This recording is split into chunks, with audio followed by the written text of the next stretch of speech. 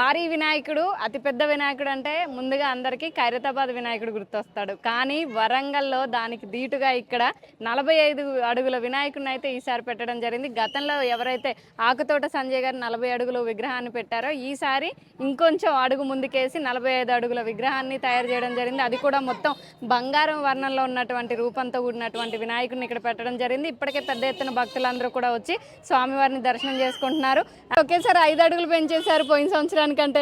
భద్రకాళి శరణమ్మ గత సంవత్సరం 40 ఫీట్ల వినాయకుడిని మట్టి గణపతిని ఇక్కడ ప్రతిష్ఠించాము.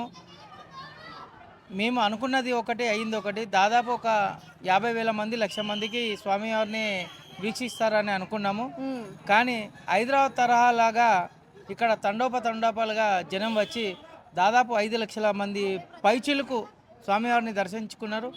ఆ సంతోషంతో ఆపుకోక ఈ సంవత్సరం ప్రతి ఒక్కరు మంచిగా హైదరాబాద్ పోకుండా ఇక్కడ మాకు హైదరాబాద్ను చూపిస్తున్నాడు అని చిన్నవాళ్ళు ముసలి వాళ్ళు అందరూ అనుకుట్ల సంబరం అనిపించింది.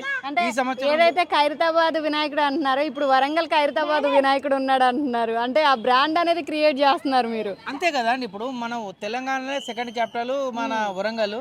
మనకు మన దాంట్లో ఏం తక్కువ లేదు. మనం కూడా ఖైరతాబాద్ లెవెల్కు మనం ఎదగాలని చెప్పి